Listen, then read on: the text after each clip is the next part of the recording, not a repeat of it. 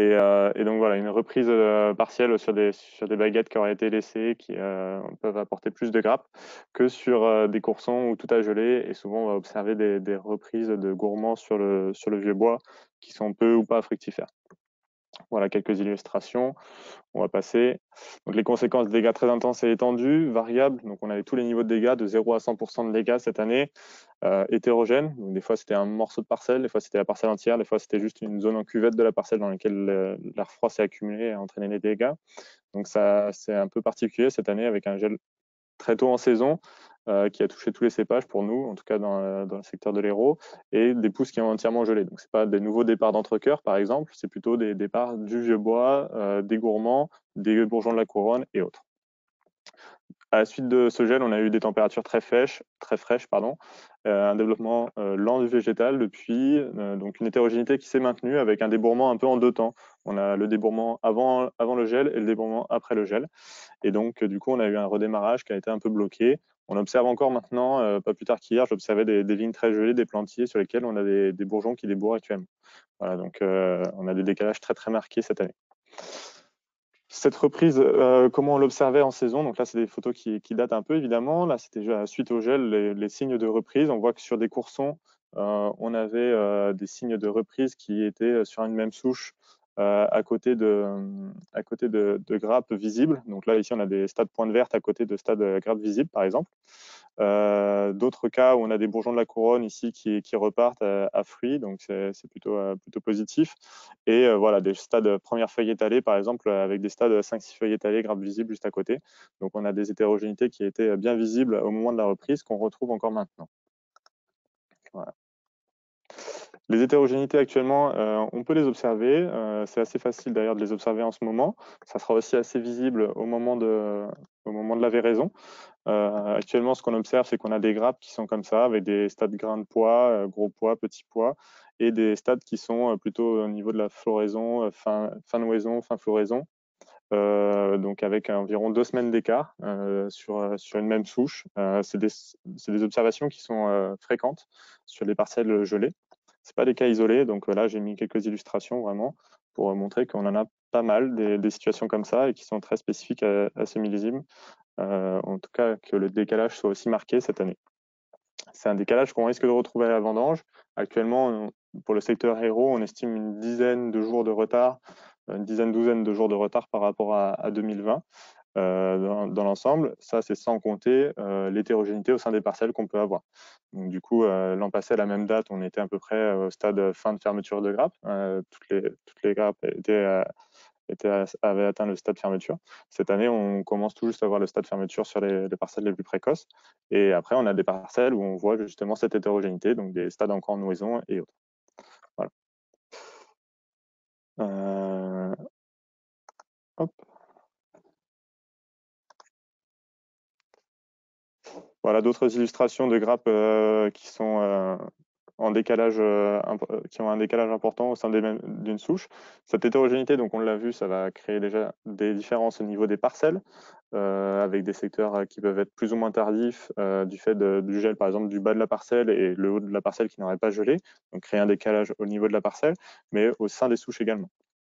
Donc on va avoir différents niveaux d'hétérogénéité, d'où l'importance cette année d'essayer de classifier ces parcelles en fonction de cette hétérogénéité, de façon à essayer d'atteindre l'objectif produit qu'on souhaite et de bien orienter nos parcelles vers le produit qu'elles pourront espérer faire.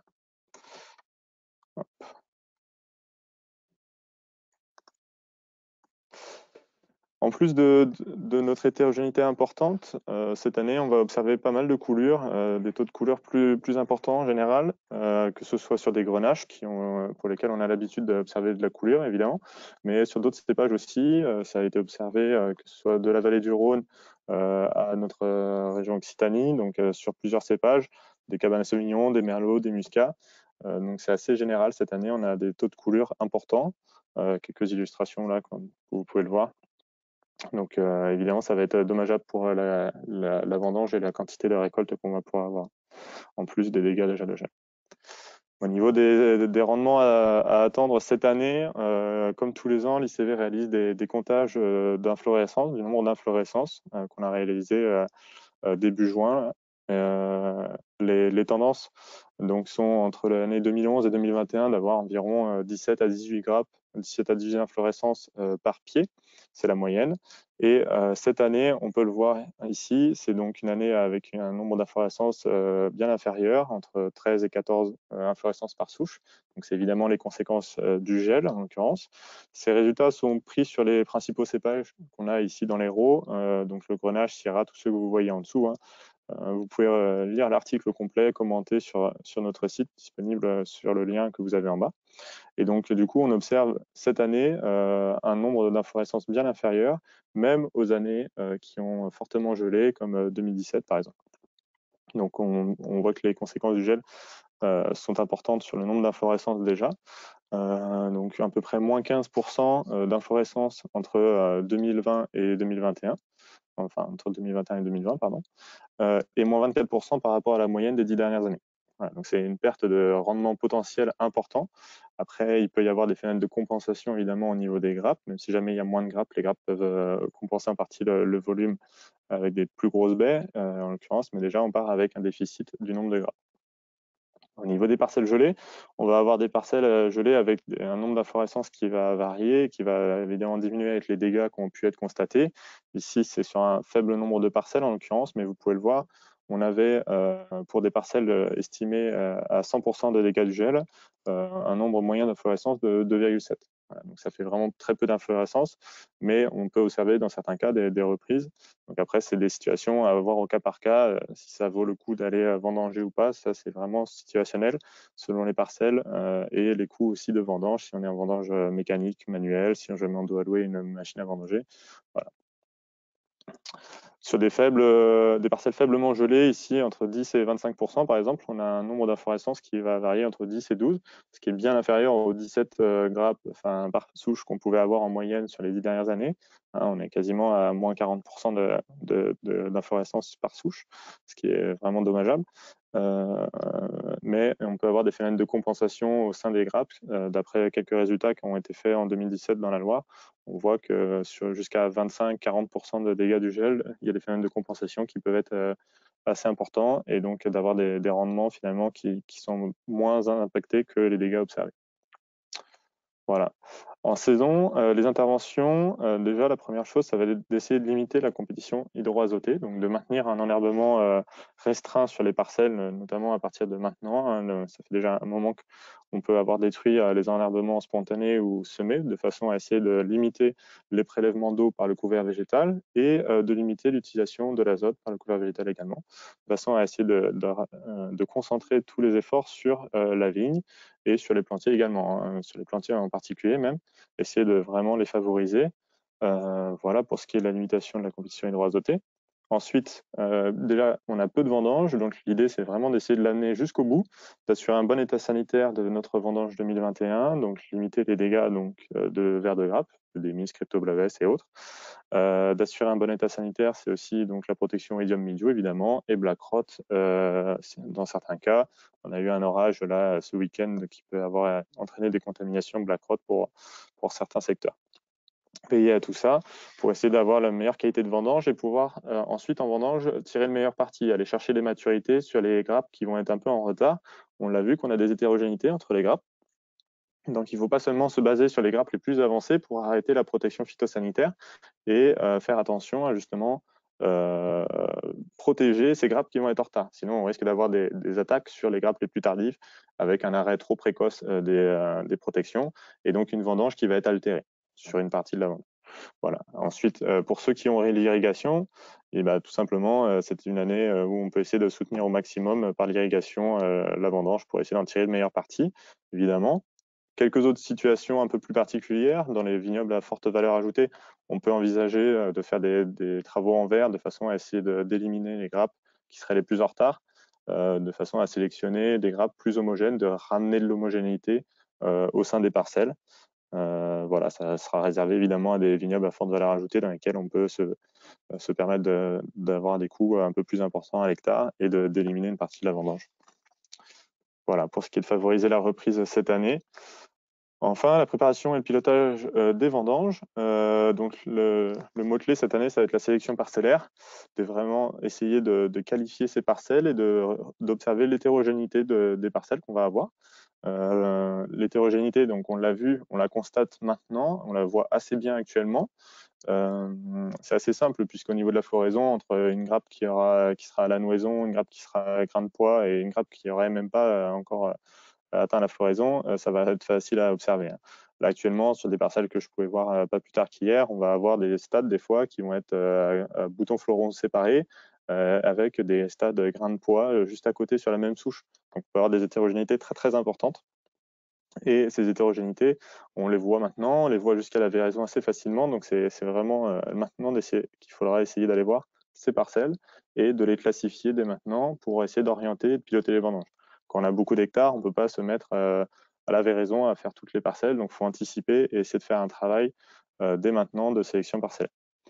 Ça permettra donc d'évaluer l'hétérogénéité, qui sera évidemment défavorable à la qualité de nos vins, et d'anticiper un peu l'orientation des parcelles vers des profils produits, donc soit vers des profils rosés, par exemple, si on a une trop forte hétérogénéité, on va pouvoir déclasser des parcelles vers des vins rosés, par exemple, et aussi d'essayer de trouver nos parcelles qui feront nos vins haut de gamme, nos vins rouges de garde, par exemple, où on observe une bonne homogénéité finalement, et où on a un bon rapport feuille-fruit, donc où le végétal n'aurait pas trop souffert du gel, ou aurait bien repris, et donc sur lesquels on va pouvoir essayer de tirer le meilleur parti de notre millésime et avoir des jolis vins rouges. Voilà, le meilleur moment pour faire ça, ça va être par exemple soit maintenant, soit plutôt fin véraison. On va voir que bon, potentiellement l'hétérogénéité qu'on observe actuellement peut en partie être compensée en saison. Pour l'instant, le rattrapage un peu de notre millésime est assez faible, hein. On était plutôt entre 10 et 15 jours de retard il n'y a pas si longtemps. On est plutôt autour d'une douzaine de jours de retard maintenant. Voilà, on peut avoir un peu de compensation, mais quand on observe cette grappe à nouaison avec à côté une grappe à un grain de pois, la compensation ne sera pas totale. Donc cette hétérogénéité, on va la retrouver à la vendange. Ensuite, pour essayer de vraiment un peu orienter tout ça, on peut faire appel à des outils technologiques, cartographiques, donc pour pouvoir essayer de faciliter les opérations de sélection parcellaire. Et puis, vous pouvez faire appel à nous tout simplement pour vous accompagner dans vos sections parcellaires ou pour les réaliser pour vous. N'hésitez pas à aller voir notre petite vidéo sur YouTube sur laquelle on a fait un peu un point sur la réalisation des sélections parcellaires. Un outil qui est développé par l'ICV, c'est EnoView, des images satellites pour essayer d'observer l'expression végétative de notre vigne, et qui permet, entre autres, de zoner au sein des parcelles ou au sein de notre vignoble en une seule image. Si on a beaucoup d'hectares, ça peut être très rapide et bien pratique de pouvoir catégoriser des parcelles, que ce soit pour, par exemple, orienter un peu les contrôles de maturité, les allotements, la sélection parcellaire, et essayer de définir des objectifs produits en fonction des hétérogénéités, par exemple, qui pourraient être observées vues du ciel. Vous pouvez tester tout simplement un peu à quoi ça peut ressembler sur une application qui est téléchargeable sur l'Apple Store ou le Google Play. Et vous avez des identifiants, des mots de passe de démo là, ici, vous pouvez les utiliser et vous verrez à quoi ça peut ressembler et comment ça peut être utilisé. Voilà. Un autre point clé cette année, et je pense aussi l'un des plus importants, ça va être les contrôles maturité, qui vont être un outil indispensable pour pouvoir qualifier le millésime et déterminer la date optimale de vendange. Ça ne va pas être simple. On l'a vu. Benoît? Oui. Oui, je peux t'arrêter. Par rapport pour faire la suite justement sur ce que tu nous disais, donc c'est quand même des bonnes nouvelles, puisque tu nous dis que finalement on n'a que 15 jours d'écart sur des bourgeons qui ont débourré avec un mois de retard. Donc ça c'est plutôt une bonne nouvelle. C'est Jean-Christophe qui fait cette remarque. Du coup, on peut avoir une explication sur ce rattrapage qui permettra quand même d'avoir finalement pas trop d'écart sur ces maturités. Là, globalement, c'est un constat plus que j'ai pas vraiment d'explication telle quelle. C'est une observation au vignoble qu'on a des décalages d'environ 2 semaines au niveau de nos grappes, puisqu'on observe des stades noison et des stades grains de pois. Donc le décalage pour pouvoir y arriver, c'est à peu près 2 semaines environ. Et après l'origine, on a eu un fort ralentissement de notre végétal au moment du gel. Et après, les sorties, les débourrements se sont faits progressivement. Donc là, par exemple, hier, j'observais des parcelles sur lesquelles on voyait des boutons floraux encore séparés, des stades floraison, pleine floraison et des stades grains de pois. C'est pas vrai pour tous les cas, mais c'est quand même régulier qu'on ait environ que 2 semaines d'écart entre les grappes au sein d'une souche. Voilà. D'accord. Bon, écoute, c'est déjà. On prend toutes les bonnes nouvelles, hein. Je te Voilà. laisse continuer. Merci, merci Benoît. Sur les contrôles maturité, donc je disais que c'était un outil indispensable cette année pour pouvoir déterminer la date optimale de vendange, et ça va être aussi un point important pour pouvoir réussir à avoir une bonne vision de nos parcelles, puisque le contrôle maturité, s'il est fait de façon trop rapide, il risque de donner une mauvaise information, hein. On aura les paramètres, mais on ne sera pas représentatif de notre parcelle. Donc, il faut vraiment faire attention à être assez représentatif de la parcelle. Donc, sur le prélèvement, je vais y revenir juste après, de réussir à prendre des baies sur plusieurs souches et ainsi de suite. Ça ne se résume pas forcément au niveau de sucre, hein. C'est pas seulement le taux d'alcool potentiel qui va être intéressant, mais ça peut être aussi d'autres paramètres, et notamment pour les rouges de garde, et essayer de faire des analyses de Lori. Je vais y venir juste ensuite. Les prélèvements de baies, donc l'étape cruciale, l'objectif, c'est d'être représentatif de notre parcelle. Si jamais on prend une seule grappe, on aura la vision d'une grappe. Ça ne représente pas le nombre de grappes qu'on aura dans notre parcelle, évidemment. Donc, le protocole, je vais juste le rappeler. Pour nous, à l'ICV, donc, on préconise de faire un prélèvement de 200 baies par parcelle sur 40 souches, donc ce qui revient à 5 baies par cep. On va prélever sur 2 rangs différents et on va prélever sur les 2 faces du rang, et de façon à être sur les 2 orientations, hein, d'être le plus représentatif de la réalité. Donc ici, je vous ai fait un petit dessin un peu, par exemple. Et sur cette grappe, on va prélever à différents endroits. Donc on va prélever une baie de chaque côté, sur les épaules, par exemple, droite-gauche. On va prélever une baie devant-derrière, au niveau central de la grappe, et puis on va prélever une baie sur la pointe de la grappe. Ici, vous avez un petit schéma pour vous rappeler comment on peut le faire. Et on a aussi Bernard Genevet dans le Gard qui a fait une jolie vidéo qui vous illustrera tout ça de façon assez imagée. Voilà pour ce qui est de contrôle maturité. Donc ça va être un point vraiment important où il ne faudra pas les négliger. Sans quoi, si jamais par exemple on prélève un peu tout le temps les mêmes grappes, les grappes un peu en retard, ou un peu tout le temps les grappes les plus en avance, on va complètement fausser, et on va avoir un gros décalage entre le moment où on va faire notre vendange et on va récolter les raisins, et ce qu'on aura espéré avoir avec les contrôles maturité.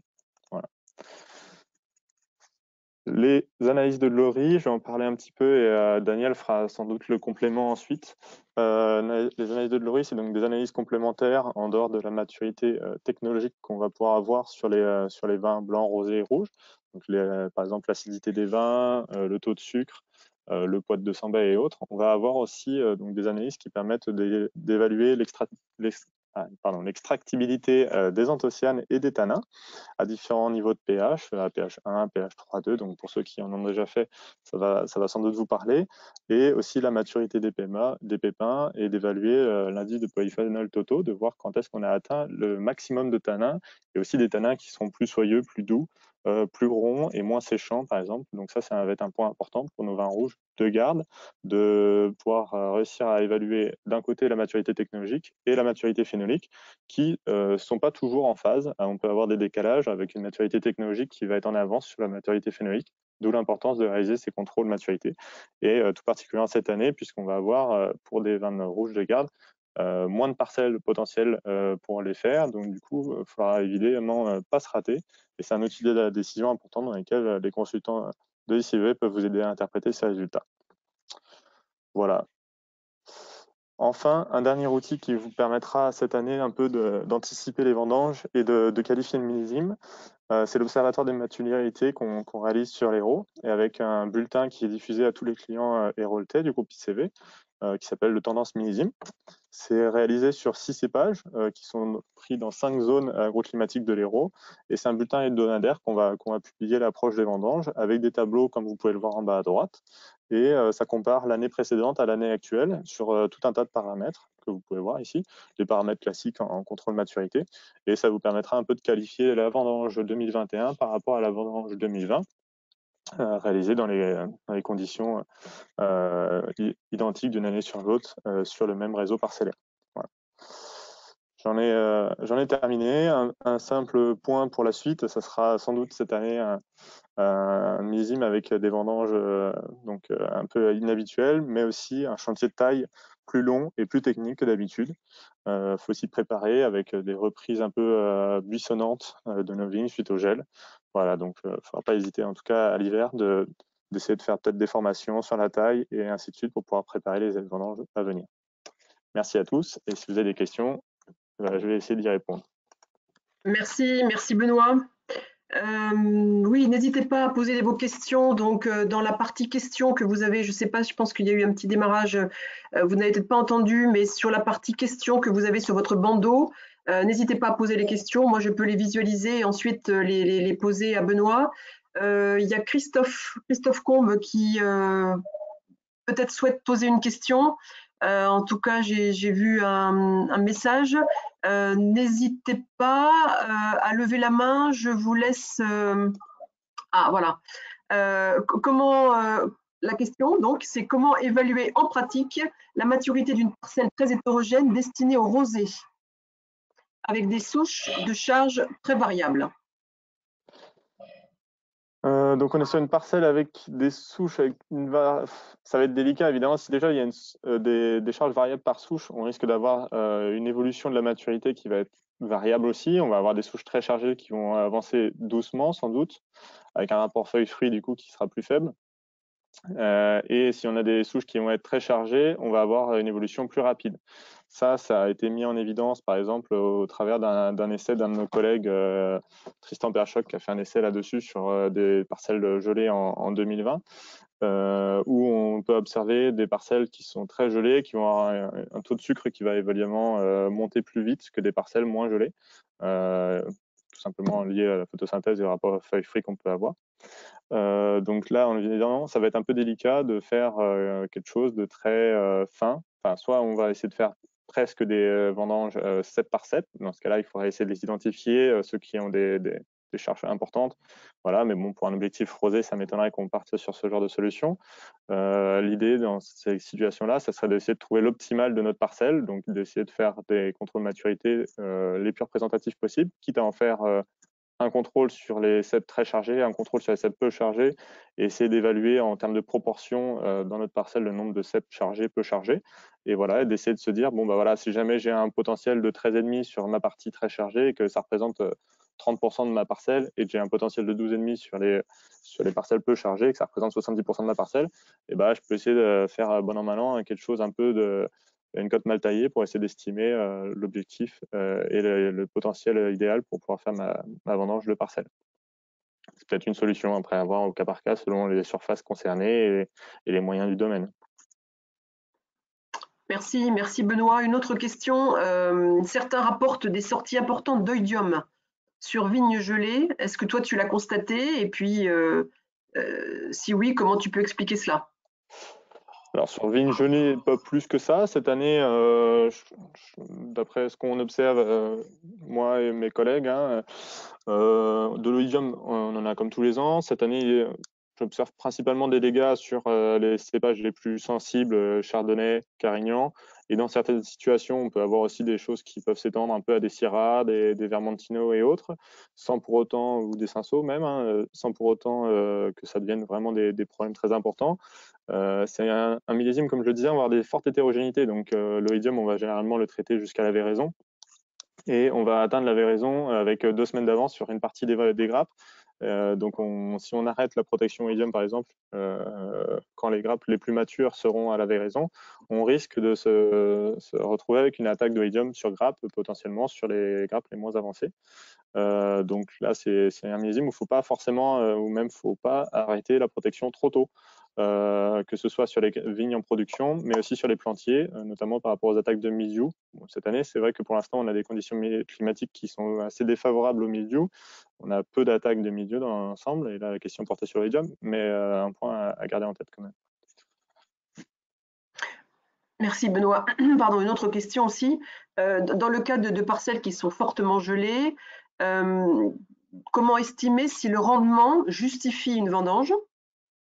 Et si dans ce cas-là, elle sera plutôt à faire mécaniquement ou manuellement? Alors là, c'est Pas un peu un facile. raisonnement sur le coup, là, simplement, quand j'entends la question, la première chose qui me vient à l'esprit, ça dépend déjà de la valeur ajoutée, ça dépend de comment on valorise ces raisins.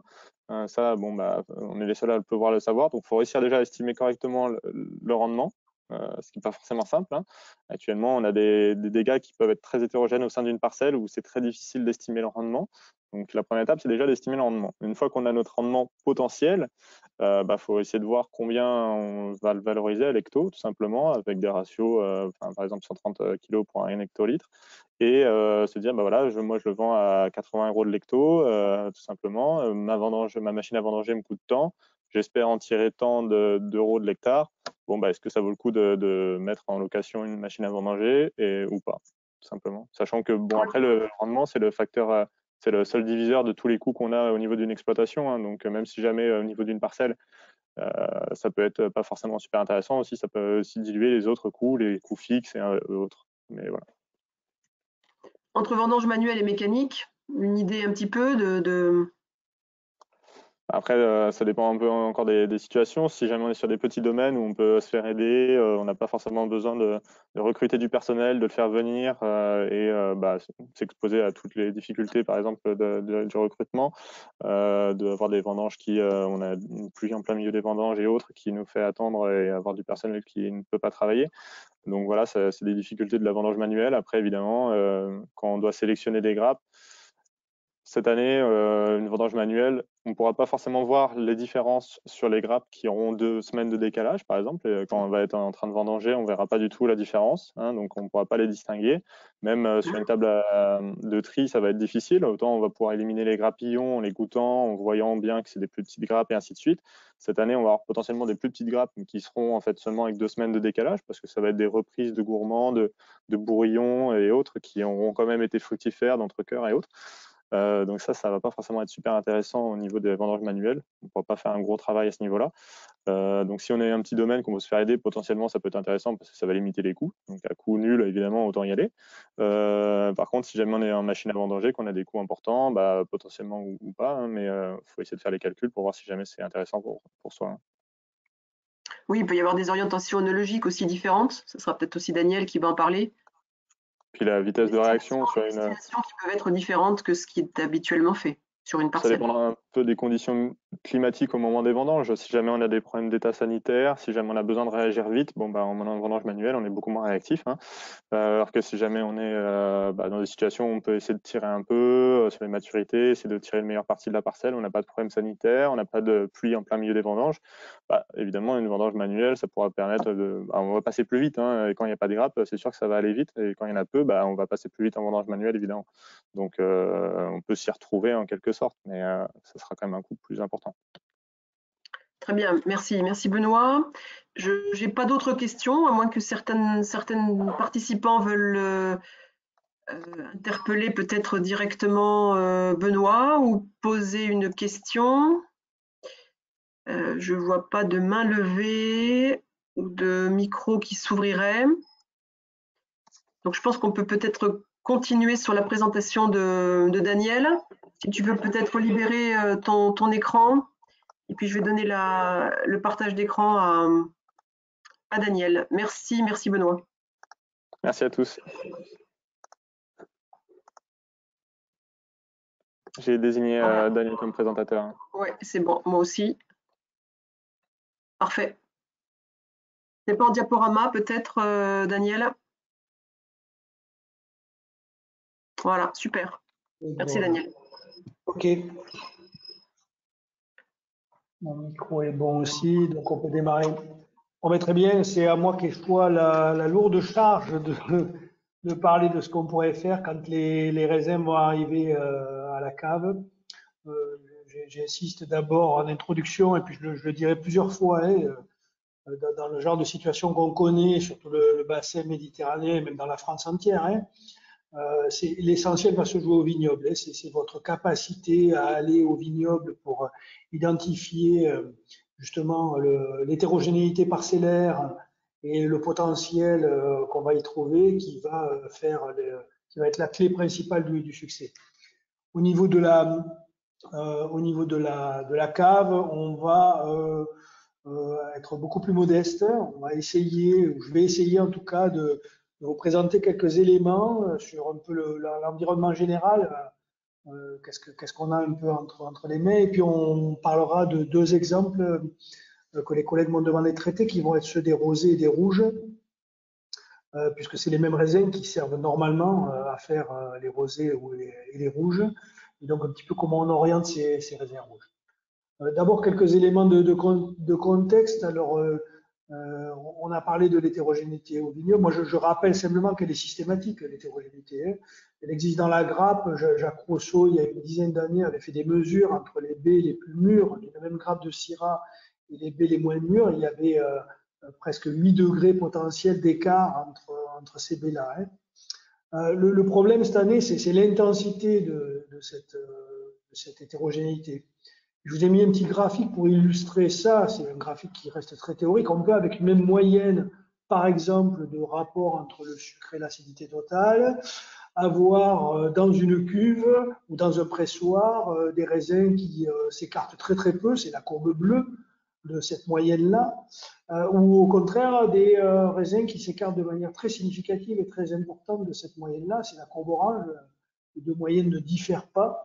Mais par contre, on a une répartition, donc avec des raisins d'un côté qui présentent une plutôt bonne homogénéité, de l'autre côté une forte hétérogénéité. Quand le raisin va arriver en cave, la problématique de la plupart des sites de vinification, c'est qu'on dispose que d'un mustimètre, donc la seule chose qu'on évalue, c'est la concentration en sucre, et la concentration en sucre, c'est pas un indicateur qui est totalement parfait ni totalement corrélé avec la maturité du raisin. Notamment, on ne va pas mesurer les effets de stress hydrique, parce qu'on a parlé du gel, mais malheureusement, on n'est pas dans une situation non plus dans notre zone qui est pour l'instant hyper favorable à l'alimentation hydrique de la plante. Et donc, on n'est pas à l'abri d'avoir des phénomènes de concentration où, quand on a les outils, on voit le pH qui baisse, alors que les sucres continuent à augmenter dans la baie. Et ça, c'est vraiment caractéristique. Donc, c'est bien au vignoble qu'on va arriver à mesurer le niveau d'hétérogénéité. Donc, avec les outils dont a parlé Benoît tout à l'heure, c'est-à-dire la sélection piétonne, la photo satellite, et puis les analyses du type analyse de Gloris pour pouvoir trier entre les parcelles. Et puis la qualité des contrôles de maturité, j'y reviens pas, il en a parlé. En gros, nous, on va se retrouver en amont de l'arrivée des raisins. Ça aussi, c'est un élément, je pense, très important. Pour ceux qui ont l'habitude des inscriptions parcellaires plusieurs jours à l'avance et d'une logistique des apports et des vendanges qui est, pour les caves coopératives, en tout cas, pas toujours très facile. Mais pour ceux qui en ont l'habitude, cette année, ça faudra continuer évidemment à appliquer ces pratiques-là. Et pour ceux qui le faisaient très peu ou pas du tout, il faudra s'y mettre. Parce que si on ne sait pas quelques jours avant la récolte à quoi vont être destinées les parcelles, ça va être une grosse pagaille sur les quais. Et on va se retrouver avec deux types de situations. La situation où l'évaluation satellite ou piétonne n'est pas possible. On va avoir trois cas de figure. Le cas de figure où on est capable de réaliser des indices de Gloris, c'est une bonne alternative. C'est un bon moyen quand les prélèvements sont bien réalisés et sans attendre des maturités sucre très élevées. Quand on est vers 210, 200, dans ces eaux-là, grammes par litre de sucre, aux alentours de 12, 12,5, on va dire, on peut passer toutes les parcelles et faire des tris et orienter les parcelles soit vers les rouges qualitatifs, soit vers un deuxième niveau de qualité, on va dire un niveau standard. Et puis les parcelles présentant les moins bonnes caractéristiques sur ces indices-là, les orienter vers du rosé. La deuxième option qui n'exclut pas la première des indices de Gloris, c'est de penser à bien suivre son malic. C'est un très bon indicateur de la maturation du raisin, c'est un bon indicateur de la capacité résiduelle aussi qu'a le raisin à continuer à mûrir. En gros, moins il y a de malic, ou du moins quand on va descendre en dessous d'un certain niveau de malic dans le raisin, le potentiel de maturation va devenir très faible. Et donc, il n'y a pas grand intérêt à décaler les dates de récolte de manière significative. Et donc, si on est sur des équilibres qui sont, par exemple, sur des hauts niveaux d'acidité, des faibles niveaux de sucre, ben, et de manière assez évidente, on va s'orienter vers des rosés plutôt que vers des rouges. Par contre, à l'inverse, on pourra aller vers des rouges de plus en plus qualitatifs quand les maturités sucre et les niveaux d'acidité seront compatibles. Et évidemment, quand on ne va rien faire de tout ça, ben, on n'aura que la maturité sucre pour servir de clé d'évaluation à l'arrivée en cave. Ben, voilà, on va se baser là-dessus. Donc, plus ça va être mûr en termes de sucre, ben, plus on aura tendance à orienter vers les vinifications en rouge. Et au contraire, les maturités sucre faibles iront plutôt vers les rosés. Alors, il y a des outils qui existent et qui se développent notamment en cas particulier. Alors, pas trop encore chez nous, j'en dis juste pendant quelques secondes un mot. C'est le tri densimétrique qui permet de séparer après les raflages, les baies, ou quand on a une récolte mécanique qui est bien faite avec des baies entières, qui permet de séparer les baies les plus denses des baies les moins denses. Donc on peut avoir plusieurs bains pour faire plusieurs niveaux de densité.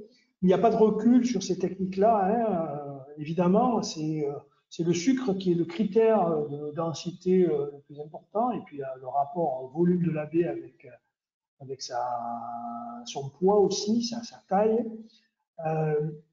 Et donc, on n'a encore pas de critères pour dire, voilà, il faut orienter des baies qui vont sortir de tel bain plutôt vers tel type de vinification et les baies les moins mûres, entre guillemets, vers tel autre type de vinification.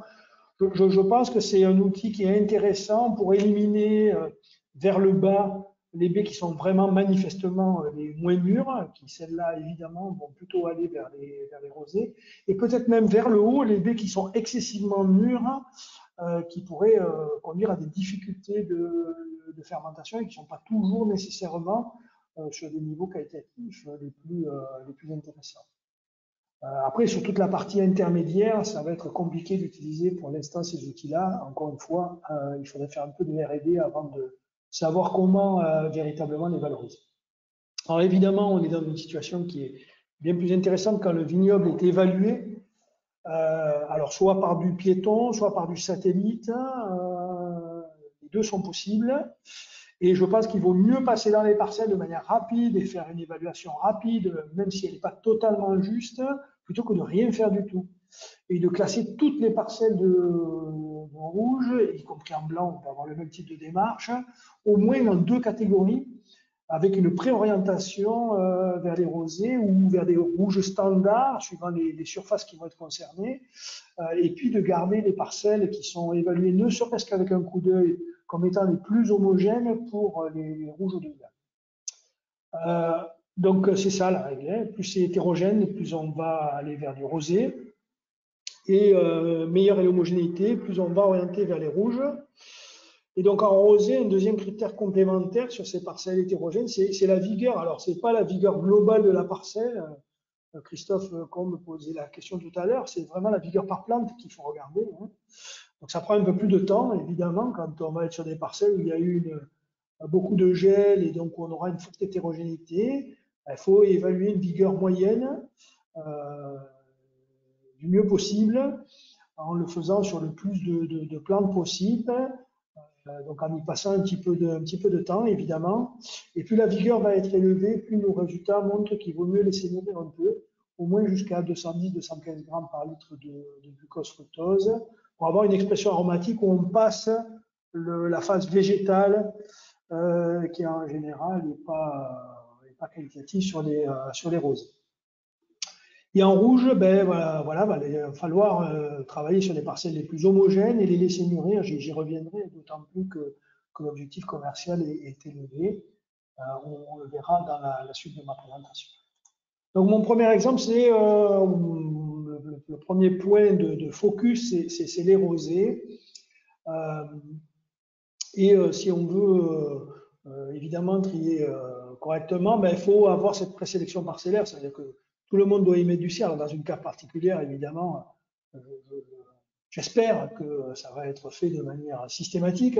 Dans une coopérative où on est dans une démarche collective, il va falloir que tout le monde mette la main à la pâte, et en termes d'organisation, de pouvoir donner aux techniciens qui vont recevoir le raisin en cave les informations suffisantes quelques jours à l'avance pour planifier justement les pressoirs et les arrivées de vendange, avec une analyse quelques jours au minimum avant récolte, pas simplement des sucres, hein, mais aussi du malique et du pH, pour se préparer à d'éventuelles corrections au niveau des raisins. Parce qu'effectivement, il faudra évidemment analyser de manière complète les mous, mais on le verra. Le premier défi qu'on va rencontrer en rosé, ça va être l'équilibre entre l'acidité et ou la fraîcheur, comme on veut, et puis le volume en bouche ou la douceur. Et ça, plus on intervient tôt sur les rosés en termes d'acidification, quand il y en a besoin, meilleur c'est dans l'intégration sensorielle. Donc, si on a l'information au niveau des parcelles 2-3 jours avant et qu'on connaît ces données-là, on peut au moins faire une partie du chemin en termes d'acidification quand il y en a besoin pour rééquilibrer les jus sur lesquels je recommande très fortement cette année, non seulement une fois qu'ils seront produits, de mesurer les paramètres acides, mais aussi d'avoir systématiquement l'azote assimilable, le cuivre et les données chromamétriques de couleur que vous connaissez maintenant bien, qui vont permettre de faire toutes les corrections nécessaires pendant le débourbage ou pendant les fermentations. Alors, le premier défi, évidemment, sur ces vendanges-là, ça va être de travailler, comme je l'ai dit, l'équilibre entre l'acidité et le volume en bouche. Alors, d'abord, par rapport aux exigences de l'acheteur, il y a de plus en plus d'acheteurs qui ont des exigences de pH et qui sont relativement carrés sur ces questions-là. Même si cette année, ils auront un peu moins de volume à se mettre sous la dent et où on peut imaginer qu'on pourrait être un petit peu plus coulant sur ces questions-là, je pense qu'il ne faut quand même pas lâcher ce point-là parce qu'il y a des marchés derrière. Hein. Ce n'est pas des exigences juste pour embêter le vinificateur, mais c'est aussi parce qu'il y a du commercial derrière, il y a du consommateur, il y a de l'écoulement de volume et ça serait ballot en 2021 de lâcher la bride et de dire de toute façon tout va passer, on s'en fiche, on risque de le payer en 2022 et les années qui vont venir. Il y a aussi d'autres régions, notamment dans le sud de l'Espagne et en Italie, où on trouve des rosés de plus en plus et où si on ne fait pas les qualités qu'il faut chez nous, je pense que la plupart de ces acheteurs-là, ils n'hésiteront pas à aller voir ailleurs. Il faut déguster tous les jus. Ça demandera du boulot, mais comme il y a moins de volume, on aura un peu plus de temps. C'est malheureux à dire, mais ça va être la réalité. Et notamment évaluer la rugosité, parce qu'on verra, c'est un deuxième défi, mais cet équilibre douceur-acidité, il va être aussi évalué par la dégustation. Et comme je l'ai dit, plus l'acidification est précoce, mieux elle va s'intégrer sensoriellement.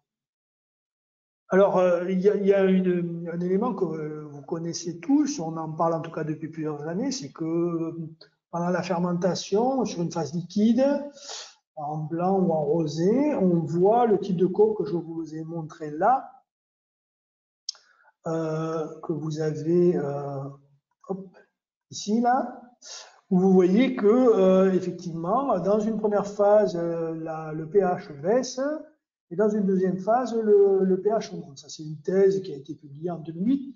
Et ça, c'est des résultats sur un mou réel, c'est pas dans un milieu modèle. Hein, donc, c'est bien ce qui se passe. Et on le voit effectivement. Et ça se passe à peu près pendant le premier tiers de la fermentation. Alors, c'est lié à la levure, hein, et à sa libération de protons, parce que quand elle fait rentrer notamment des acides aminés, elle libère des protons et elle modifie la balance acide dans le mou. Et ensuite, dans la deuxième phase de fermentation, il y a un rééquilibrage, mais on finit pas toujours au niveau où on a commencé. Et donc, on aimerait bien, et moi aussi j'aimerais bien pouvoir vous dire, il n'y a pas de problème, on a un modèle, on va vous calculer exactement à combien on va finir. C'est malheureusement pas le cas. Il y a des tendances, hein, avec une frontière, vous voyez que je prends des précautions, hein, je dis une frontière possible autour d'un pH de 3,40, 3,45. En gros, de manière assez globale, Quand on est sur des pH qui sont inférieurs à ces valeurs-là, la tendance, c'est de finir à un pH encore plus bas que celui auquel on a commencé. Donc, Saccharomyces cerevisiae tend à acidifier le milieu. Ça, c'est évidemment si on ne fait pas la fermentation malolactique. Et par contre, quand on est sur des pH plus élevés que ces valeurs, cette frontière-là, ben, Saccharomyces cerevisiae tend à désacidifier le milieu. C'est-à-dire que si on commence à 3,50, on a de bonnes chances de finir plutôt à 3,55. Alors, il y a deux précautions importantes que je prends. D'abord, c'est une tendance, ça veut dire que ce n'est pas tout le temps le cas. On l'a vu il y a 2 ans, où on avait des mots qui étaient à 3,50, 3,60 et qui ont fini à des pH plus bas que ce qu'ils avaient commencé. Ça a été assez fréquent sur les chardonnays il y a 2 ans. Et ensuite, on n'est pas capable de dire quelle est l'intensité du phénomène. C'est-à-dire qu'on sait que globalement, en démarrant à 3,40, on va finir plutôt en dessous. Mais est-ce qu'on va finir à 3,35? Est-ce qu'on va finir à 3,38? Est-ce qu'on va finir à 3,30 ou à 3,25? On ne sait pas le dire et on ne sait pas aujourd'hui identifier les facteurs qui pourraient expliquer pourquoi. Donc, en termes de pilotage d'acidification, il faut faire attention, voilà, ne pas trop fortement acidifier. Souvent, l'exigence des acheteurs, elle est à des pH autour de 3,30. Voilà, faut peut-être pas se précipiter quand on est sur des raisins ou des mous qui rentrent à 3,35. C'est ce que je veux dire. Par contre, si on est à 3,50, ben, on peut démarrer. Si on finit beaucoup plus bas, ben, sur les cuves suivantes, on s'adaptera évidemment. Puis après, il y a un deuxième point qui intervient, c'est la consommation de malique par la levure. Les Saccharomyces cerevisiae consomment plus ou moins du malique. Alors, je vous ai mis là une illustration avec la nouvelle levure qu'on sort cette année. C'est l'occasion pour vous de décorer son logo. Et où on a travaillé l'an dernier en mini-vinification à la cave expérimentale sur plusieurs essais avec plusieurs matières premières, où on a regardé les différences de niveau de malique dosées en enzymatique. Là, donc, c'est des grammes par litre que vous avez sur la gauche. Là. Vous voyez, donc Sunrose est à gauche et la moyenne des autres levures de l'essai est à droite. Et sur les 9 essais qui sont présents ici, là, vous voyez, j'ai dit 9, c'est ça, 9. Il y en a 4 sur lesquels elle a consommé assez significativement, ou du moins elle finit avec des niveaux de malique plus élevés que les autres levures de l'essai. Donc elle a une tendance à très peu consommer d'acide malique et donc à plutôt conserver de la fraîcheur. Mais il y a quand même des cas de figure où les autres levures consomment aussi très peu d'acide malique et vous voyez que les moyennes sont équivalentes sur 5 des 9 autres essais. Je vous parlerai tout à l'heure avec les rouges de levures qui peuvent intervenir sur l'acidification biologique. Alors, j'en parle pas en rosé parce que la limite de cette acidification biologique, c'est qu'elle se fait par transformation de glucose fructose en acide lactique. Alors, quand on est sur de la vente au caveau, que ce soit en cave particulière ou en cave coopérative, ça ne pose pas de problème. Par contre, dès qu'on va passer par du négoce, la présence d'acide lactique dans les rosés est souvent, malheureusement, un critère de rejet. Il faudra qu'on prenne le temps d'expliquer aux négociants que maintenant, quand il y a du lactique, ce n'est pas uniquement des bactéries lactiques, mais ça peut être aussi des levures non saccharomycées qui produisent cet acide lactique. Et puis donc sur le pôle, on va dire opposé ou complémentaire, ou l'autre plateau de la balance, d'un côté l'acidité, de l'autre le volume, la rondeur, le gras, quand on devra travailler le volume, parce qu'on risque effectivement de travailler à cause de ces décalages de maturité, quand on ne va pas pouvoir récolter de manière différentielle, on risque de travailler sur des jus ou des mous qui vont être très bas en pH. Il faudra peut-être au contraire travailler la sensation de volume en bouche. Et on peut maintenant travailler le volume et l'acidité de manière parallèle, puisque le volume, on va aussi le travailler avec la levure de fermentation alcoolique. Le Sunrose présente des qualités très intéressantes de ce côté-là. Mais on a aussi maintenant des non-saccharomycèses comme Nymphea, qui est une Torulaspora qu'on a depuis plusieurs années à la gamme, qui était dans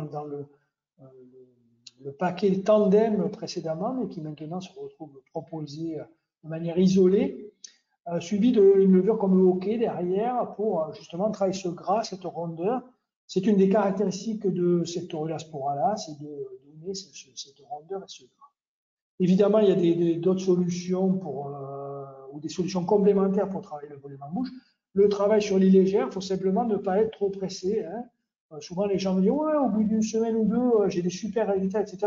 Si on veut que ça tienne dans le temps, il faut un minimum de polysaccharides libérés par les levures de fermentation, avec un travail de au moins un mois là-dessus. Et plus généralement, l'autolyse est la plus complète au bout de 2 semaines et de 10 semaines, c'est-à-dire 2 mois et demi, sur les rosés. Et puis on a des solutions avec des levures inactivées. On a l'année dernière pas mal utilisé en Provence une noblesse, qui est une levure inactivée qui peut s'utiliser dès le début de la fermentation alcoolique, avec de très très bons résultats, en particulier pour ceux qui cherchent des profils exotiques, thiols, avec une capacité à stabiliser aussi ces composés d'arômes-là, très intéressante. Vous avez des essais de la cave expérimentale aussi à goûter sur le sujet si vous êtes intéressé. Alors, je ne parle pas du bois sur la question du volume en bouche, parce qu'en fait, c'est à l'interface, j'en parlerai sur le deuxième défi, qui est la rugosité et l'amertume. Mais évidemment, le bois peut jouer sur ces sensations de gras et de volume en bouche. Dans notre deuxième défi qui concerne la rugosité et l'amertume, parce que voilà, quand on va avoir des maturités hétérogènes, on va avoir des raisins pas mûrs au milieu de raisins mûrs, donc en général une charge tannique et de l'amertume liée pas seulement à cette charge tannique, mais en particulier à cette charge tannique-là. La première règle, c'est de séparer des qualités de mou. Donc, il faudra peut-être se remettre en question sur nos pratiques de segmentation des mous et aller peut-être couper un petit peu plus tôt sur les pressions, peut-être faire moins de cyclélite et rajouter un palier à notre cyclélite pour avoir un peu moins de rebêche et de trituration de la vendange, bien asséché avec des rotations de départ. Très souvent, on s'aperçoit qu'avec le premier cyclélite, on récupère plus de 50% du jus total. Voilà, il faudra peut-être rallonger un petit peu ce cyclélite pour arriver avec les modifications à 60% et travailler les presses de manière complètement séparée. Déguster ces jus pour les corriger tôt, ou alors au contraire, l'autre stratégie, franchement, on a testé les deux, c'est compliqué de dire quelle est la plus intéressante. Sur la couleur, évidemment, les protéines végétales tôt en débourbage sont plus intéressantes qu'en fin de fermentation alcoolique. Mais en ce qui concerne la PVPP, par exemple, c'est difficile de dire s'il vaut mieux travailler très tôt ou travailler au contraire vers 1010. En tout cas, sur les gélatines, là, oui, on a la réponse. Il vaut mieux travailler avec les gélatines vers 1010 de densité pour corriger l'amertume et la rugosité. C'est des résultats qui étaient venus il y a plusieurs années de l'Australie et qu'on avait testé en conditions de vinification. Non seulement on travaille à des doses plus petites, on parle de 2 à 4 centilitres par hecto avec des gélatines qualitatives, alors que sur mou, avec tout le sucre qu'il y a, évaluer l'amertume, la rugosité, c'est un petit peu plus compliqué. Voilà. Et donc on a tendance à monter les doses de gélatine avec des résultats qui sont un peu plus aléatoires. La deuxième option, c'est de travailler sur l'oxygénation contrôlée des mous.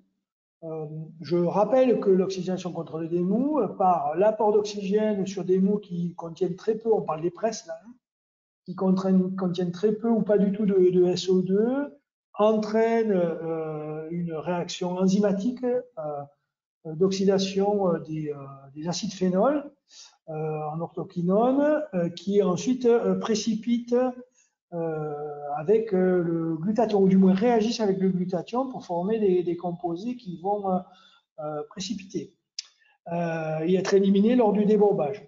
Le seul inconvénient de cette technique, enfin il y a deux inconvénients. Le premier, c'est de ne pas aller trop loin dans l'oxygénation, sinon on va avoir de l'oxygène dissous, on va avoir complètement consommé le glutathion, on va avoir du brunissement. Alors ça s'élimine lors du débourbage, mais on perd en potentiel aromatique dans les presses. Hein. C'est un peu dommage. Donc, juste ne pas pousser trop loin, ne pas aller vers de l'hyperoxygénation, mais plutôt travailler sur l'oxydation contrôlée. Nous, nos travaux montrent que voilà, souvent entre 6 et 8 mg, donc autour d'une saturation sur les presses, quand on a correctement protégé dans les phases préfermentaires, c'est suffisant pour éliminer la plus grande partie des défauts tanniques des presses. L'inconvénient qui en découle, c'est qu'on a éliminé une grosse partie du glutathion naturellement présent dans le raisin, si ce n'est la totalité du glutathion. Alors maintenant, on a des possibilités de rééquilibrage, puisqu'on a des levures inactivées riches en glutathion qui sont utilisables au levurage. Dans la gamme ICB, vous avez Punchy qui permet de rééquilibrer et donc de continuer à travailler sur des profils exotiques Thiol sur ces presses-là. Malheureusement, pas autorisé en bio, je le signale, parce que si il y a des domaines qui travaillent, ou des cas coopératifs qui travaillent sur des objectifs bio, voilà, ils n'auront pas cet outil-là dans leur boîte à outils.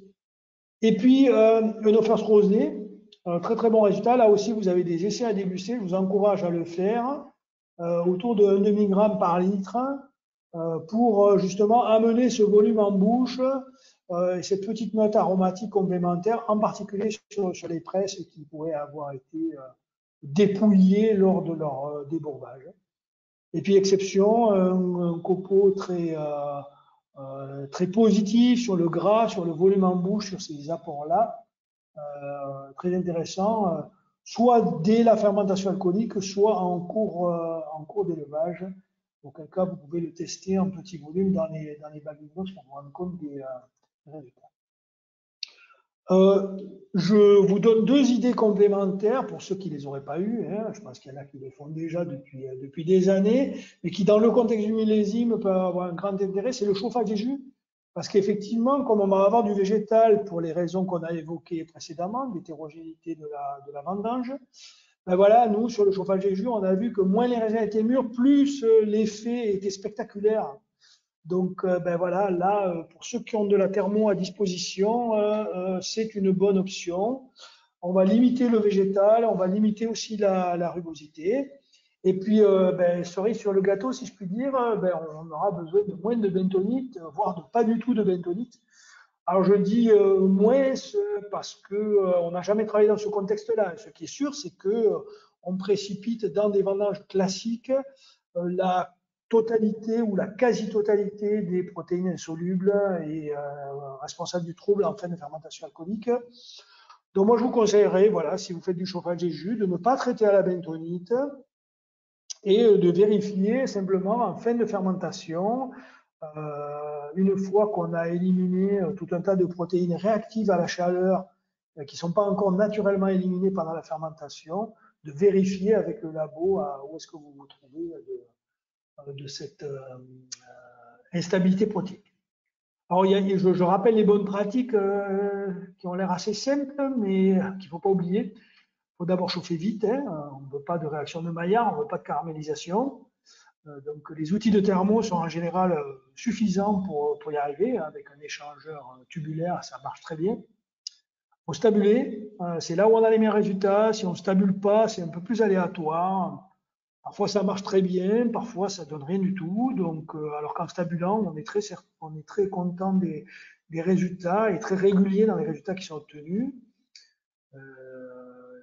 Là aussi, pour des questions de volume, il ne devrait pas y avoir de problème pour avoir de la cuverie. C'est pas grave si ça se refroidit un petit peu. Faut corriger le jaune parce que ça, en rosé, ça peut être problématique, en blanc aussi d'ailleurs. Mais là, c'est systématique. Le B étoile augmente systématiquement avec le chauffage. Donc voilà, il faut se préparer à utiliser des protéines de pois pour éliminer les excès de nuances jaunes. Et puis, il faut aider la levure. Je vous ai mis les résultats de Bruno Blondin à l'INRAE, là, de la thèse de Camille Duc, qui a été publiée il y a déjà quelques années, où ils ont montré qu'on ne pouvait pas compenser l'absence de stérol et donc des mous très très clairs, ce qui est le cas quand on va chauffer les jus. On va sortir avec des mous avec des turbidité parfois inférieures à 10. On l'a mesuré en cave, hein, je ne parle pas à la cave expérimentale. Dans des coopératives avec des cuves de 300 ou 400 hectos. Hein. mais inférieur à 40, c'est presque certain. Donc, on est très, très pauvre en stérol, on est très, très pauvre en acide gras insaturé. Allez relire les 15 pointés de la fermentation qu'on a republiés l'an dernier.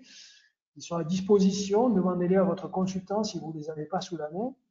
Vous verrez les effets, et notamment celui-là qui montre que quand on a un très, très pauvre en stérol, si on ajoute trop d'azote assimilable, on a le résultat inverse. On a même des effets négatifs de trop d'azote quand on n'a pas de stérol, avec la mortalité de la levure qui est ici catastrophiquement élevée, ou la survie qui est catastrophiquement mauvaise. Vous voyez qu'au bout de 80 heures, il n'y a plus une cellule qui est vivante. Alors là, ils ont fait très fort.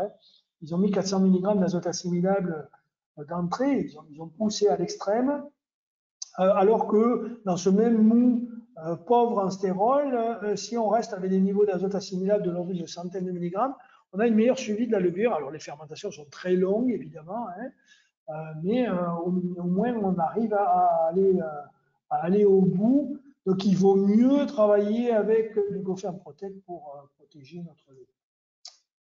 Deuxième idée en rosé avant de passer au rouge, les macérations sur bourbe, parce que quand il y a de la vigueur, et ça peut être le cas, et quand on va être capable de prendre des parcelles hétérogènes de rosé sur lesquelles les pieds qui ont des raisins sont individuellement vigoureux, la macération sur bourbe, ça marche très bien. Faut un certain temps, et effectivement plutôt visé dans les bonnes pratiques, les 8 à 12 jours. Et quand on n'a pas ces 8 à 12 jours, on peut raccourcir les durées de macération sur bourbe en utilisant une enzyme comme une TSA dont on a montré qu'elle avait des effets très positifs. Là aussi, vous avez des essais à goûter si vous voulez vous faire votre idée. Il faut contrôler et corriger le cuivre. On a fait des essais l'an dernier dans une cave de l'Hérault en utilisant une levure riche en glutathion. On a encore mieux cette année avec Oxivore, qui est encore plus riche en glutathion, qu'on sort cette année, et qui va nous permettre de compenser les effets négatifs du cuivre sur le glutathion. Et évidemment, il faut brasser régulièrement et suivre en parallèle son SO2 libre. On a maintenant une solution pour travailler sur de l'oxygène dissous pour ceux qui ne voudraient pas monter trop en SO2 libre, avec une levure consommatrice d'oxygène dissous. Et puis, j'insiste aussi sur l'importance et l'intérêt de ramener les températures à des niveaux au moins à 18 degrés, voire plus au levurage. On a fait des essais où on a démarré à 22-23, parce que c'est la phase, les 2-3 premiers jours, vous le voyez sur cette thèse de 2008, là, de l'INRA aussi, c'est sur ces jours-là que les précurseurs en bleu de thiol sont transformés en thiol aromatique en orange. Vous voyez que vraiment les deux courbes sont vraiment en ciseaux, c'est là que ça se passe, c'est sur ces 3 premiers jours, et c'est pour ça que la nutrition azotée à ce moment-là est très importante, et que des formulations spécifiques peuvent présenter un intérêt comme autre. Je vais maintenant vous parler des rouges, sur une option où on en avait discuté un peu avec les collègues de l'Hérault. Évidemment, on ne va pas parler des rouges très basiques, on va parler des rouges où on a une option de marché sur de la rondeur, du fruit mûr, de la longévité. Donc la présélection parcellaire, j'en ai parlé, les indices Glory sont très importants, je pense qu'il faut absolument les faire, et on peut les faire autour d'une maturité sucre à 220 grammes par litre pour avoir une idée de ce qui vraiment a le potentiel, ou du moins de ce qui est le meilleur dans le potentiel rouge. Il faut laisser mûrir au moins jusqu'à 235 grammes par litre de glucose fructose, en surveillant le malic et le pH. Comme j'ai dit tout à l'heure, quand le malic passe en dessous d'1 gramme, 0,8 g par litre, il n'y a plus de potentiel de maturation ou très peu. Et si possible, déguster les baies pour récolter au meilleur moment par rapport à des critères aromatiques et de qualité des tanins dans la pellicule. C'est vraiment les 2 critères principaux. Alors, je rappelle qu'en macération, contrairement aux idées reçues, dans de la vendange normale, y compris avec des écarts de maturité, comme je vous l'ai dit, avec des raisins qui peuvent être à 7-8 degrés potentiels et des raisins à 15 degrés, il n'y a pas de relargage de malic pendant la macération, y compris sur des raisins non foulés. Ça, c'est des essais qui ont été faits dans une coopérative de l'Aude, où on voit que tant qu'on n'a pas de traces de consommation du malic par la présence de lactique, on est sur des merlots, sur des grenaches. Là, il y a 7 cuves qui ont été suivies. C'est totalement stable sur 15 jours. Alors, cette année, je ne mets pas ma tête à couper parce qu'effectivement, sur les rouges, en tout cas, quand tu auras de la parcelle hétérogène, on risque d'avoir des baies tout à fait particulières au milieu. Mais si on est sur une bonne homogénéité, normalement, voilà, il n'y a pas de danger. L'acidité totale et le pH devraient uniquement bouger à travers les relargages de potassium qui se font effectivement pendant les 3-4 premiers jours avec un pic à 48-72 heures. Donc ça, c'est à la cave expérimentale où on fait des pigeages quotidiens en coopérative ou en domaine avec des délestages, même si on les commence tôt, ça risque d'être effectivement plutôt à 72 heures ou à 96 heures que vous aurez votre équilibre acide. Mais il y a quand même une très bonne corrélation entre le potassium qu'on a en début de macération et en fin de macération, avec des valeurs qui sont très très proches. Je vous ai mis ici la droite qui correspond à une valeur de 1 pour 1. Vous voyez que les valeurs se répartissent bien. Il y a quelques cas qui sortent un peu du... Alors, c'est moins un problème parce qu'en plus, pendant... je vais passer sur celle-là, elle n'est pas très intéressante, vous l'aurez sur le format papier. C'est pas trop un problème parce qu'en rouge, si on a besoin d'acidifier, normalement sur la vendange rouge mûre, on aura très peu besoin de le faire. Mais on peut le faire, et c'est très intéressant, en fin de fermentation alcoolique, parce que c'est là où on va essayer de stabiliser la couleur, voire même après fermentation malolactique, si on souhaite, sur vin fini, pour équilibrer les sensations acides. On n'est pas du tout dans les mêmes situations qu'en rosé. L'intégration des sensations acides en rouge se passe très bien, même quand on intervient tardivement. Il n'y a pas d'intérêt à le faire très précocement, sauf si vraiment on est sur des pH très très hauts. J'ai bien peur que ça ne soit pas trop le cas cette année, mais pourquoi pas, il faut le vérifier. Et là, plus pour des effets de synergie avec le SO2, pour avoir du SO2 actif suffisamment élevé et éliminer du mieux possible les bactéries lactiques et acétiques et les non-Saccharomyces potentiellement contaminants qu'on pourrait avoir dans le raisin. Donc, je fais un aparté sur les levures. On l'a vu en rosé, là, vous l'avez bien compris, la Saccharomyces cerevisiae libère des protons, consomme une partie du malique, mais interagit aussi sur le volume en bouche par les polysaccharides qu'elle libère.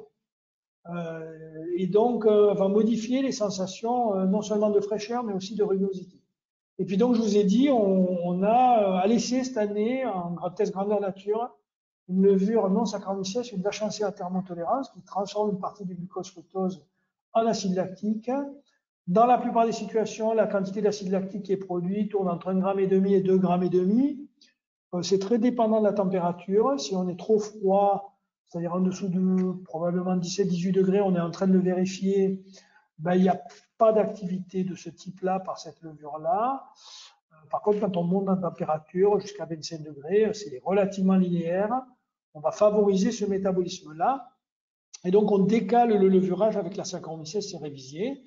L'intérêt, c'est d'avoir une cuve qui, soit en tant que telle, présente de l'intérêt pour sa fraîcheur et pour un type de cuvée un peu particulier, soit est utilisable comme acidifiant en faisant, par exemple, le plein des cuves de macération longue. Donc voilà, on a une cuve sur 3, une cuve sur 4, une cuve sur 5 qu'on va produire avec cette inoculation, d'abord avec cette Lachantia à thermotolérance, puis avec une Saccharomyces cerevisiae, et ensuite on utilise ça en la coulant après une cuvaison courte pour faire le plein des cuvaisons longues. Alors, il y a quelques bonnes pratiques. D'abord, le suivi analytique exactement comme en rosé.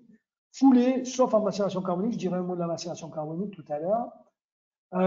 Et enzymé, ça c'est très important parce qu'effectivement, il faut essayer d'extraire le plus vite possible pour, si jamais on avait de la sécheresse qui apparaissait ou des sensations végétales trop intenses, pouvoir décuver en ayant au moins le pic de couleur atteint rapidement et au moins extrait les polyphénols les plus intéressants.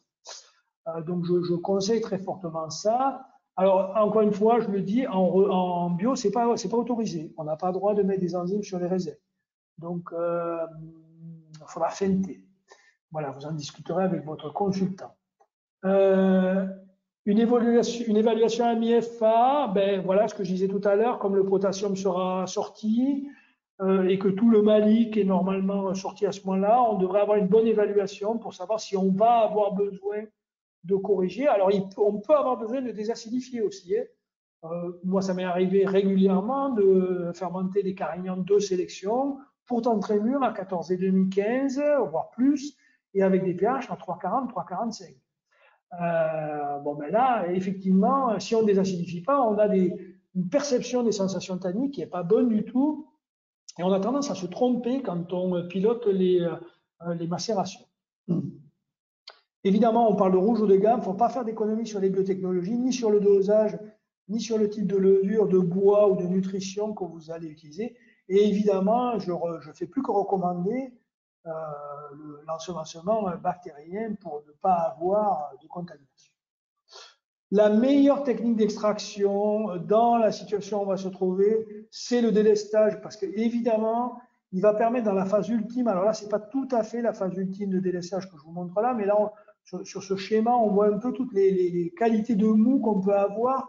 Donc, les qualités 1 et 2, c'est le mou de fond de cuve et le mou qui est le volume principal sur le chapeau. Puis ensuite, vous avez la qualité 3, qui est la partie du mou qui est en contact avec le chapeau, puis la qualité 4 qui est à l'intérieur du chapeau.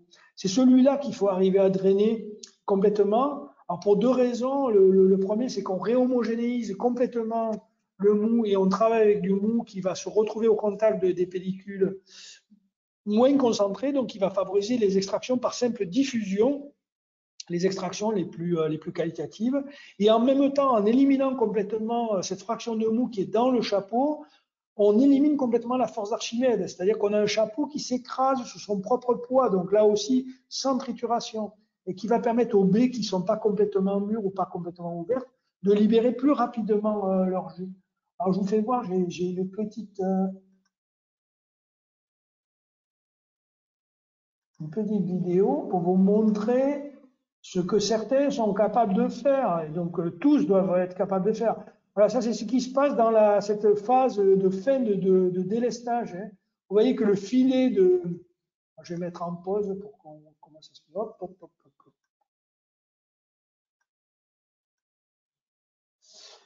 Je vais mettre en pause qu'on voit bien la chose. Voilà, là on voit deux choses qu'a fait l'ACA qui sont très intéressantes. La première, c'est qu'elle laisse le jus continuer à se... Daniel, on ne voit pas ta vidéo là. Si tu passes une vidéo, on ne la voit pas, je pense. Ah bon? Non. Ah, c'est dommage. Et en miniature comme ça, non? Ah non, il faut que je la mette sur l'autre écran, je sais. 2 secondes. Il faut que je la mette sur l'autre écran. Non, elle ne veut pas aller sur l'autre écran. Bon, mais désolé. Bon, mais tant pis, ça m'aurait fait plaisir de vous la montrer, mais en miniature, elle va passer ou pas? Non, bon, mais j'y arrive pas. Ou alors tu arrêtes ton diaporama et tu la mets sur ton écran principal, tu reviens comme tu veux. Non, je vais continuer ça, tant pis. Ok. Je l'enverrai à ceux qui veulent la voir. Voilà. Mais enfin, voilà, vous avez compris le principe, c'est que voilà, on récupère ici l'ensemble du jus de la cuve et véritablement, on favorise les extractions les plus douces. Hein. Dans les bonnes pratiques, ensuite, il faudra évidemment démarrer précocement les apports d'oxygène. Je veux dire ça pendant la fermentation. Tout l'oxygène qu'on aura amené pendant la fermentation, certes, il servira à la levure, mais il va aussi en petite partie, notamment après la mi-fermentation, servir aux premières combinaisons entre polyphénols, entre anthocyane et tanin, entre tanins, et donc faciliter le travail après mise au propre de micro-oxydation, que ce soit fait avec un micro-oxydateur ou avec un ticker. Donc ça, c'est une autre bonne pratique et qui est vachement importante, c'est la qualité des mises au propre. Il faudra dès le décuvage, pour mieux travailler les bouches et choisir les bonnes stratégies d'oxygène à apporter, les stratégies éventuellement de boisage, les stratégies d'apport de levure inactivée, mettre au propre parfaitement les vins, et souvent 2 soutirages sont nécessaires et très positifs. Évidemment, il faut travailler les presses à pas, parce que là, non seulement, je pense d'habitude on le fait assez généralement, mais là, on risque en plus, peut-être ponctuellement, d'avoir un risque de se retrouver avec du sucre dans ces presses-là. Alors, sur les cuvaisons courtes, il y a de bonnes chances. Hein. Sur les cuvaisons longues, il ne faut pas l'écarter parce qu'on peut très bien avoir, malgré un travail sur l'homogénéité au vignoble, avoir des baies qui s'éclatent au moment du pressurage et donc qui libèrent du sucre à ce moment-là. Et évidemment, ensemencer avec des bactéries sélectionnées. Je pense qu'il ne faut pas jouer avec le feu et se retrouver avec des contaminations avec tout le travail qu'on aura fait en amont. Et donc, mettre en œuvre les bonnes pratiques de suivi et de maîtrise des contaminants, ça va être valable pour tous ces rouges qualitatifs. Donc, des prélèvements réguliers, contrôler les IGA et intervenir soit en préventif, soit en curatif, très très vite, quand il y a le moindre soupçon. Je vais vous détailler les options dans les diapos suivantes, après avoir fait une petite parenthèse sur la durée de cuvaison. Donc en fait, on a un risque principal, vous l'avez compris, c'est d'attraper du végétal et de la verdure tannique, même si on a bien sélectionné les parcelles, ce qui est le préalable. On ne peut pas complètement écarter cette situation-là. On l'a d'ailleurs même sur une année normale. Hein. Mais encore une fois, c'est minimisé si on travaille précocement en délestage et qu'on réalise bien ces délestages.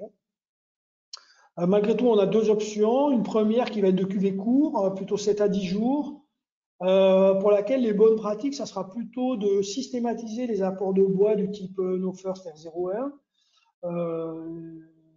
en travaillant sur des doses qui vont dépendre du niveau de concentration du raisin, mais qui peuvent varier entre 1 gramme et 1,5 gramme, 2 grammes sur les raisins les plus concentrés.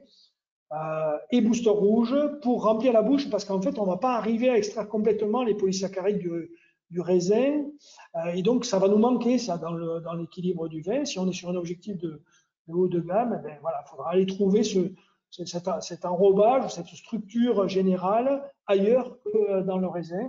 Et donc c'est dans les levures inactivées et le bois qu'on va pouvoir la récupérer.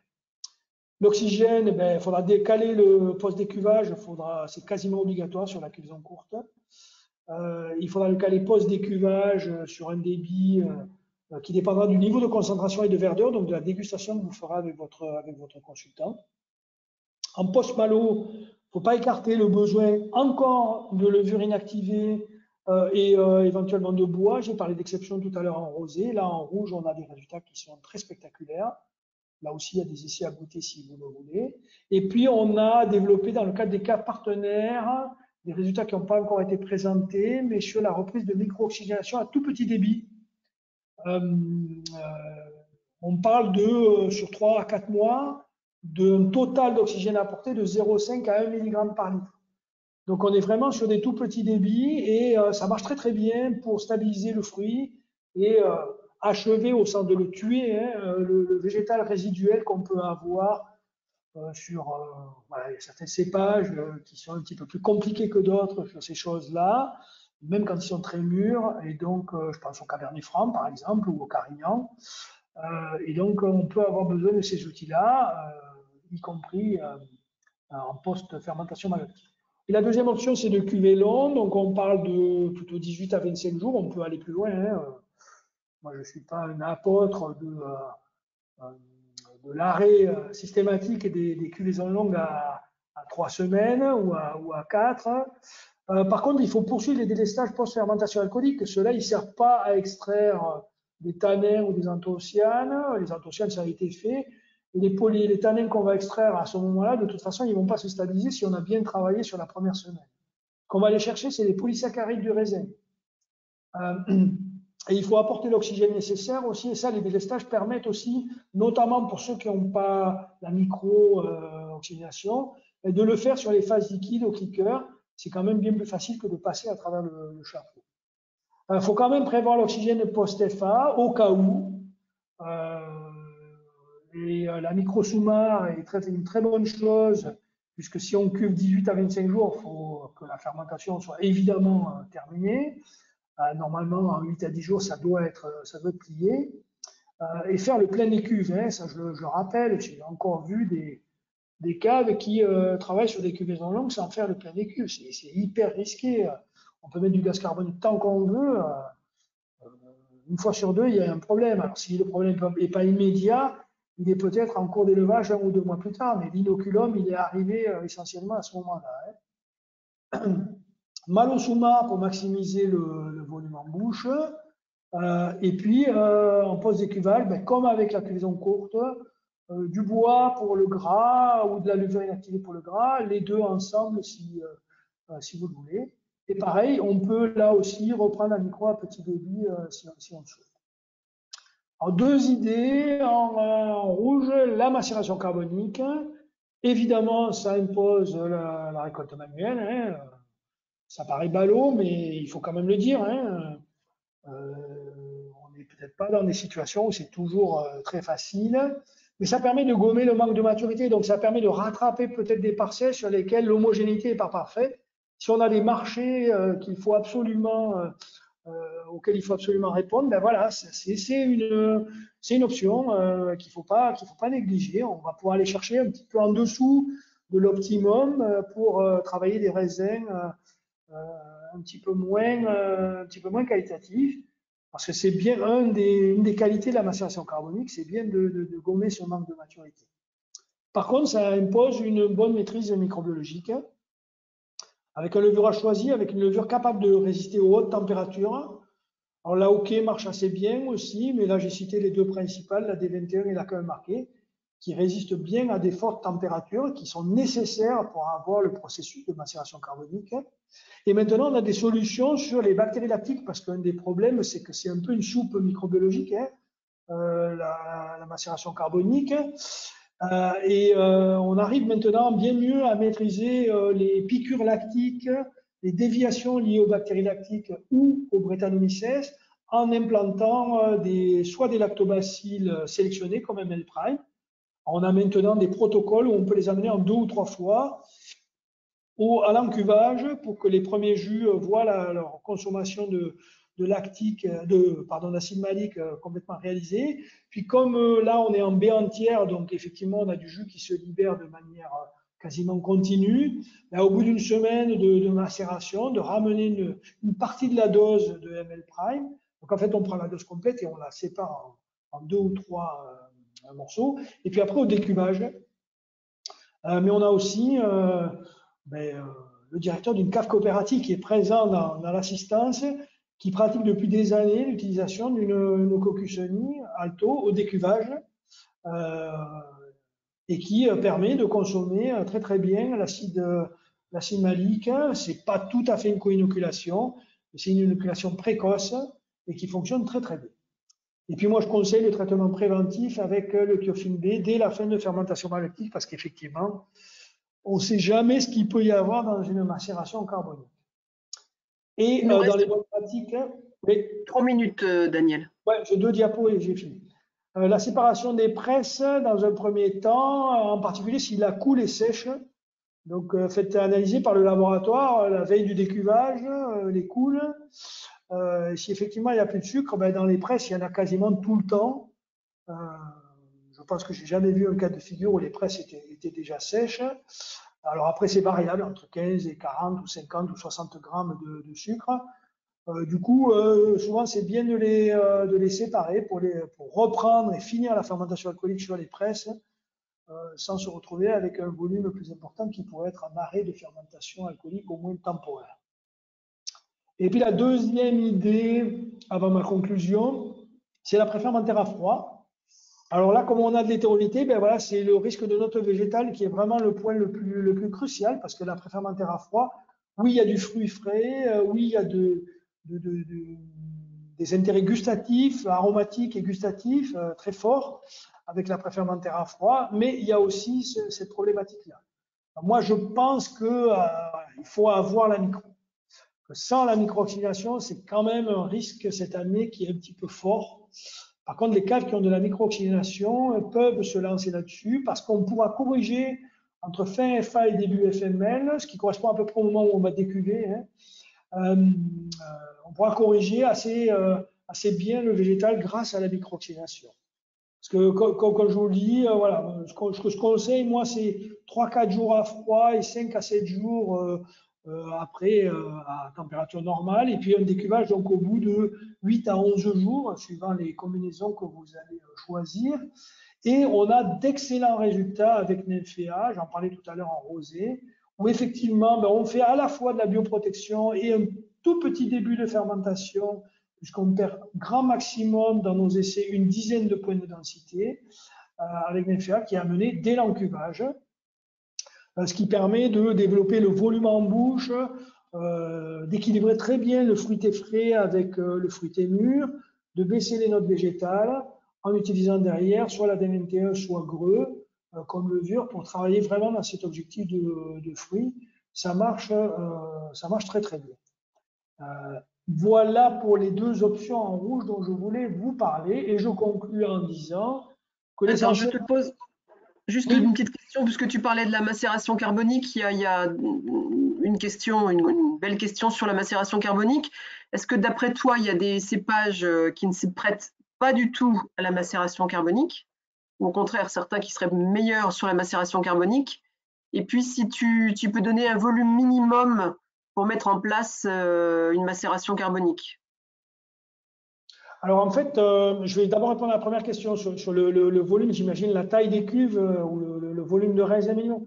En fait, ça tient vraiment à la capacité à maintenir la température, on va dire autour de 30 degrés, en tout cas à plus de 28, et d'y monter assez vite et de la tenir pendant plusieurs jours, parce qu'en fait, la phase de macération carbonique véritable à l'intérieur des raisins, elle se mesure assez facilement. On peut aller regarder sur le dessus de la cuve, les raisins deviennent vraiment marrons. Hein, et ça vient progressivement. On voit cette coloration des raisins, un peu comme quand on met des cerises dans de l'alcool. Hein, ça prend une couleur vraiment très particulière qui est vraiment marronasse. Hein, c'est pas très joli. Hein, mais c'est un très bon indicateur de la bonne prise de la macération carbonique.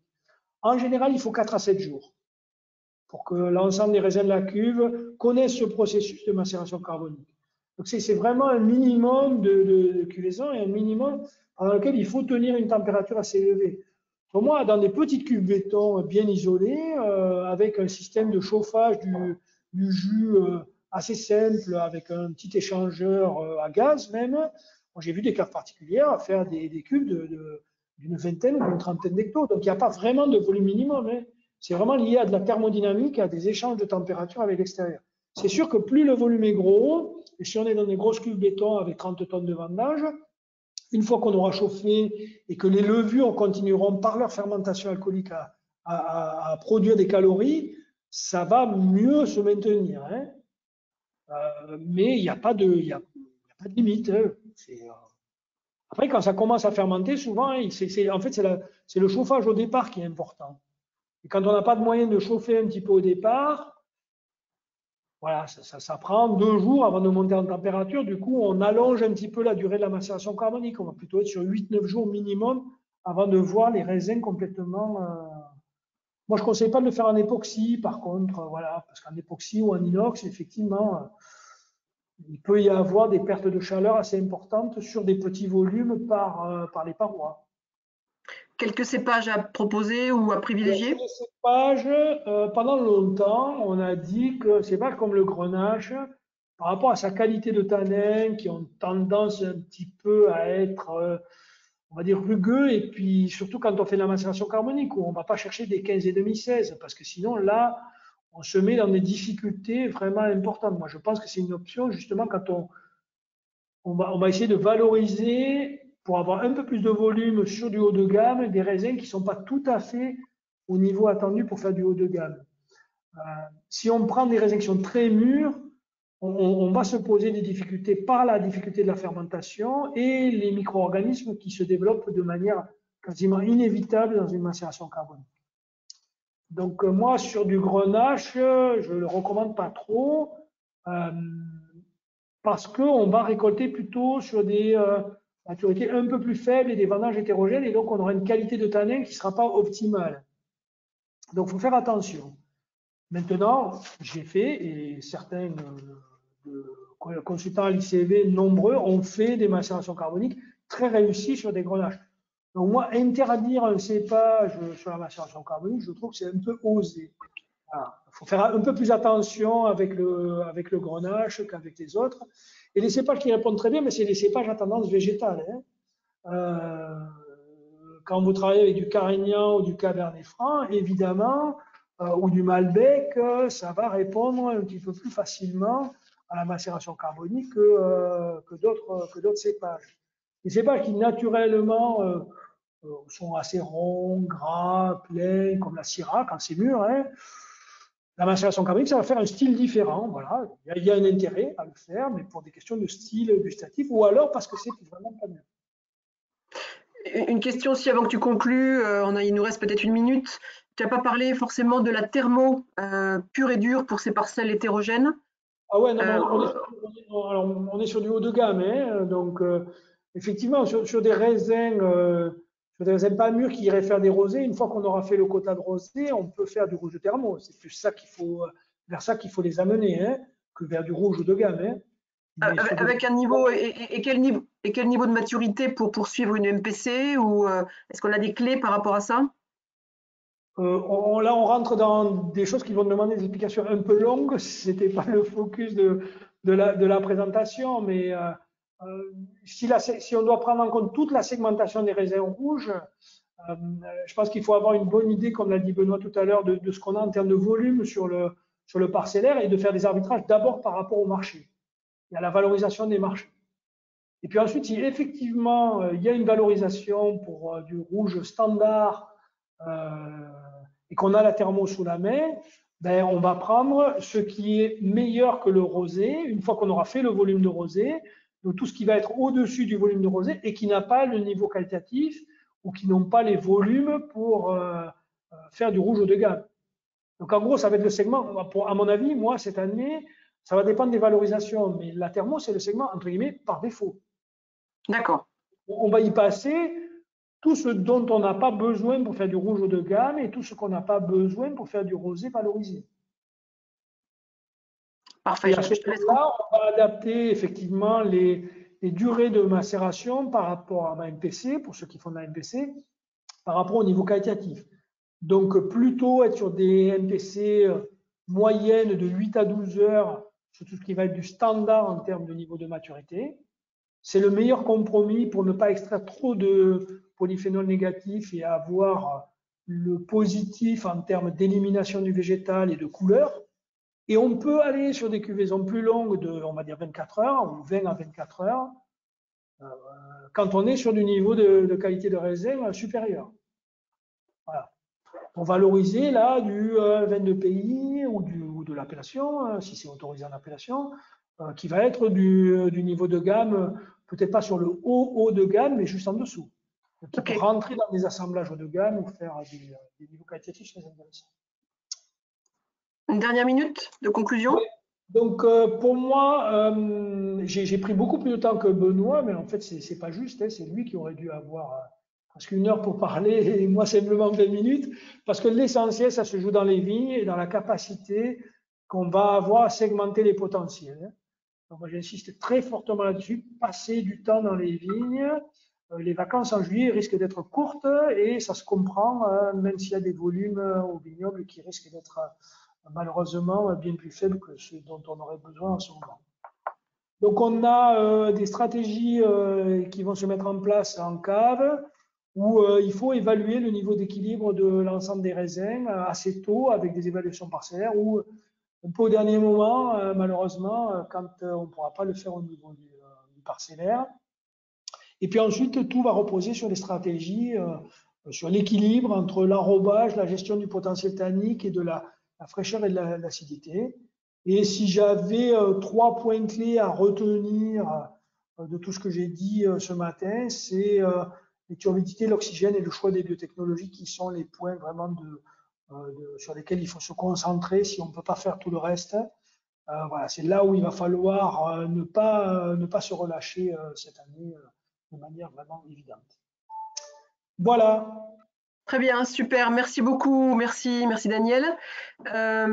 J'espère qu'on a pu vous apporter un certain nombre d'armes, d'outils, de réflexions pour faire face aux défis de ce millésime 2021. En tout cas, n'hésitez pas à vous rapprocher de toute façon des consultants de l'équipe Héros pour vous aider et vous apporter aussi peut-être les éléments qui ont été donnés dans ce webinaire. Merci Benoît, merci Daniel, merci à tous de votre présence, de votre attention.